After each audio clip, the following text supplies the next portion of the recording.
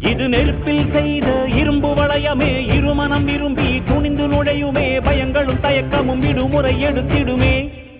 வேரோடு வேர்வை ஊற்றி காதல் என்றும் வென்றுவிடும், பெரியோடு ஓடும் போது தடையை உடைத்து விடும்.